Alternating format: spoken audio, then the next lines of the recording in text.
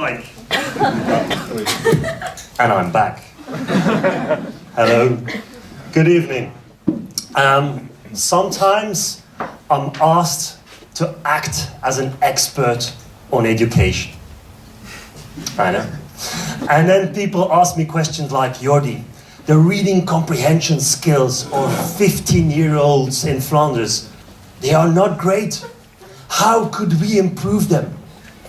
And then I typically answer something like, well, it's a highly complex interplay of different variables, opposing variables, even at both personal and institutional level. But the real answer is, and turn off the cameras, and please don't tell anyone, actually I do not know. And I'm a professor. And actually we do know how to improve the reading comprehension skills of 5-year-olds and 10-year-olds. And the reason is that those children just do whatever you ask them to do. It's like, little Jeffrey, here, Mr. Researcher is going to grab a coffee. Could you mimic a chicken for the next 15 minutes? It's for research. And they do it. You do not have this with adolescents. And the reason is because adolescents are horrible. And I do not mean this as participants in research, I mean this as human beings. They are the worst human beings you could think of. Imagine the worst human being ever. For instance, a railway station, crowded. Hey, you know what it is here in Brussels? You're queuing to get to second class. But some bastards are going to first class. And you see them going. And, oh, they are not going to first class. They're skipping the queue for second class and they take your seat in second class. Scum of the earth. Adolescents are worse. You try to get them involved into your project and they are like, I'm not gonna. And you say, but it's going to be good for you. Your reading comprehension skills will improve. You will become better. And they say, no. And there's no joke here. This is just me sharing my traumas with 120 people I do not know. That's it. And to make matters worse, the European Union launched last year GDPR, or General Data Protection Regulation, or how I like to call it, let's try to devise a method to make Jordi's life in academia more painful. Because yesterday I got a text from Google saying I visited Italian restaurant La Dolce Vita exactly 2 years ago, but I'm not allowed to know the age of my participants? What does the EU think I would possibly do with all that information? Do they think this will happen? Like, Jordi, this is Mark Zuckerberg from Facebook. We already know that Astrid van Doppelaren went skiing to Les Trois Vallées from February 2 to 9 of this year. And we send already specific publicity for this. But what we need is her reading comprehension score. I would never tell him that her score is 56. That's, by the way, a very bad score. Do better, Astrid, honestly. Come on, do your best.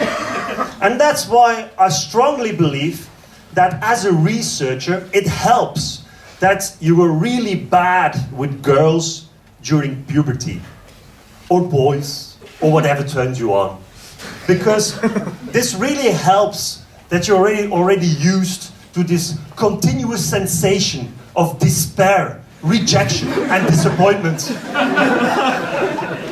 When my daughter starts puberty and she wants to go to a party, I'll force her to write me a 5-page text in which she explains why she wants to go.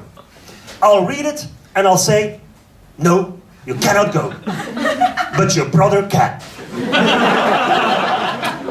This may seem harsh, but I'm just preparing her for a life in academia. And yes, there are colleagues, even today among us, who are good looking, who have beautiful boyfriends or girlfriends, and who are successful in their jobs. We know who they are, and we hate them for it. The hatred is so big. So they come to, oh, you got another research proposal accepted. I'm so happy for you. Oh my God, I'm happy. Happy. Could bring me more alcohol? Just because I'm so happy?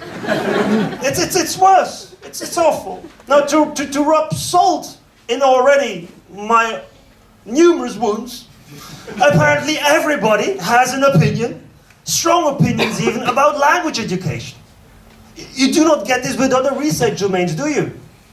You do not get strongly worded Facebook posts about kidney infections. You do not get a Twitter comment saying, "Stop researching kidney infections! Keep it as it is!"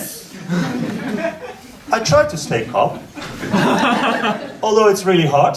And I try to keep a debate on language education lighthearted, but it's super difficult.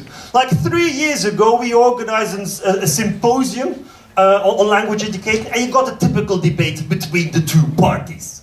On the one hand, the cognitive psychologists, men with massive beards, who say, it's all in the brain. And on the other hand, what do you have? Sociologists, women, also with massive beards. Why not? Who say, it's all about society. They even have the same voice. I did not know. And then you have us, language education researchers. Try to keep things light-hearted. Come on, no, yes, hello, no, yes. Oh, you too, yes. Oh, yeah, ooh. That's what we do. And during the closing debate, I was sitting next to a very good friend of mine, Jean-Paul, and I was saying, Jean-Paul, say something, but keep it a bit light-hearted. Why not?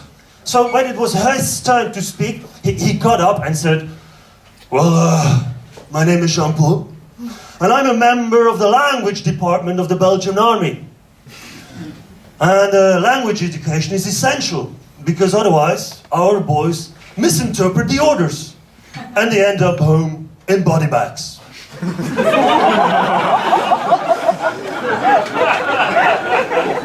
And I was sitting next to him like, Jean-Paul, how is this keeping things light? What are you doing? Perhaps next time, to make your point and to keep things light, bring an actual body of a dead soldier to the symposium, force people to shake hands with it, and say, this is what happens. You lower the quality of language education. Perhaps that's a good idea. Or not. But boys, dear colleagues, I was going to say boys and girls, but I didn't say it. So I said dear colleagues. So dear colleagues, language education is super essential because 1 out of 6 15-year-olds is not literate enough to fully participate in society. This is really true. And that is awful. And some of my colleagues then argue, well, you know what we should do? In order for everybody to be able to read texts, we should simplify them. What a great idea that is! What book do we have here? Oh, page 1, it's a little man. Page 2, he finds a ring. Page 3, he throws it in the fire. The end. So that was Lord of the Rings. What do we have here? Oh, it's a multicolored pop-up book, Ulysses by James Joyce. So that is not going to work, according to me. So on the one hand, people have very strong opinions about language education, but on the other hand, if you think about it, it's totally irrelevant. Totally irrelevant. Because you would not dare to let your child with an adult who you do not trust. Unless you're a big Michael Jackson fan, apparently.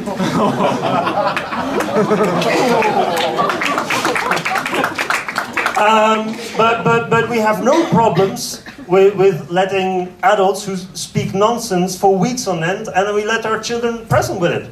It's like, there was a school who couldn't find a German teacher, so they hired my friend. He could not speak a word of German. And he was there for 4 weeks. What's the point in that? Would we allow the same for surgeons? Oh, what do we have here? Oh, it's a body. He's still asleep. I need to get inside. How do we get inside? I need to make a hole. Me? Okay, if you say so. Oh, there's some red fluid. Oh, there's some red fluid. Look at that. Look at that red fluid coming out of it. Oh, and what do we have here? Look, it's moving. It's moving. It's a self-moving stress ball. We don't do this with surgeons, do we? But we accept this for language education. Apparently, that's all nice, and we do this. And I know I have been sounding negative in the past 8 minutes. So I want to round off on a positive note because, ladies and gentlemen, everybody believes in me. I know. Everybody believes in me. I hear it constantly, like, Jordi, we believe in you. Like, Jordi, your research proposal, again, did not get accepted. But it's so interesting. You will do it anyway. We believe in you. And the school system here in Flanders, it needs urgent reforms. But you will do it. We believe in you. You are super Jordi. I think at the moment I have more believers than the Catholic Church.